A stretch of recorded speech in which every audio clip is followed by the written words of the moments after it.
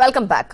ಬೆಂಗಳೂರು ಅಭಿವೃದ್ಧಿ ಸಚಿವರಾಗಿರುವಂತಹ ಡಿಕೆ ಶಿವಕುಮಾರ್ ಅವರು city rounds ಅನ್ನ ಮಾಡ್ತಿದ್ದಾರೆ. ಮಳೆಗಾಲ ಆರಂಭಕ್ಕೂ ಮುನ್ನ ನಗರ ಪ್ರದಕ್ಷಿಣೆಯನ್ನ ಮಾಡ್ತಾ ಇದ್ದು ಸಮಸ್ಯೆಗಳನ್ನ ಪರಿಶೀಲನೆ ಮಾಡ್ತಾ ಇದ್ದಾರೆ. ಡಿಕೆಶಿ ಯಮಲೂರು ಕೆರೆಗೆ ಅವರು ಭೇಟಿಯನ್ನ ಕೊಟ್ಟು ಈಗ ಪರಿಶೀಲನೆಯನ್ನ ಮಾಡ್ತಾ ಇದ್ದಾರೆ.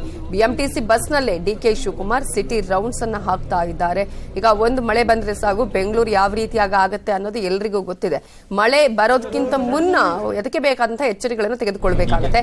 ಅದೇ ರೀತಿಯಾಗಿ ಯಮಲೂರು ಕೆರೆಗೂ ಕೂಡ ಅವರು ಭೇಟಿಯನ್ನ ಕೊಟ್ಟಿದ್ದಾರೆ. ಯಮಲೂರು ಕೆರೆಗೆ ಭೇಟಿ ಕೊಟ್ಟು ಅಲ್ಲಿ ಏನೆಲ್ಲ ಸಮಸ್ಯೆಗಳು ಇದೆ ಅನ್ನೋದರ ಬಗ್ಗೆ ಕೂಡ ಈಗಾಗಲೇ ಮಾಹಿತಿಯನ್ನು ಕಲೆ ಹಾಕಿದ್ದಾರೆ.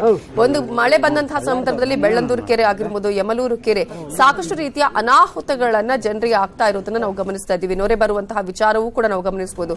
ಹಾಗೆ ಸಾಕಷ್ಟು ರೀತಿಯ ಹೆಲ್ತ್ ಹೆಜಾರ್ಡ್ಸ್ ಆಗ್ತಾ ಇರೋದನ್ನ ಕೂಡ ನಾವು ಗಮನಿಸ್ತಾ ಇದ್ದೀವಿ. ಈ ಹಿನ್ನೆಲೆಯಲ್ಲಿ ಈಗ ಮೊದಲೇ ಎಚ್ಚರಿಕಾ ಕ್ರಮಗಳನ್ನು ತೆಗೆದುಕೊಳ್ಳಬೇಕು ಅನ್ನುವಂತಹ ನಿಟ್ಟಿನಲ್ಲಿ ಸಿಟಿ ರೌಂಡ್ಸ್ ಅನ್ನ ಮಾಡ್ತಾ ಇದ್ದಾರೆ. ಬಿಎಂಟಿಸಿ ಬಸ್ನಲ್ಲೇ ಡಿಕೆ ಶಿವಕುಮಾರ್ ಅವರು ಸಿಟಿ ರೌಂಡ್ಸ್ ಮಾಡ್ತಾ ಇದ್ದಾರೆ. ಹಾಗೆಯೇ ಬಿಬಿಎಂಪಿ ಕಮಿಷನರ್ ಆಗಿರುವಂತಹ ತುಷಾರ್ ಗಿರಿನಾಥ್ ಅವರು ಅವರ ಜೊತೆಗೆ ಇದ್ದಾರೆ. ಅವರಿಗೆ ಮಾಹಿತಿಗಳನ್ನ ನೀಡ್ತಾ ಇದ್ದಾರೆ.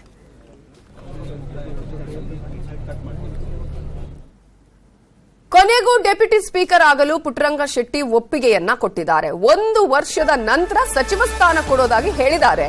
ಅದಕ್ಕೆ ಡೆಪ್ಯೂಟಿ ಸ್ಪೀಕರ್ ಆಗಲು ಒಪ್ಪಿದ್ದೇನೆ ಅಂತ ಹೇಳಿ ಪುಟ್ಟರಂಗ ಶೆಟ್ಟಿ ಈಗ ಹೇಳಿಕೆಯನ್ನ ಕೊಟ್ಟಿದ್ದಾರೆ.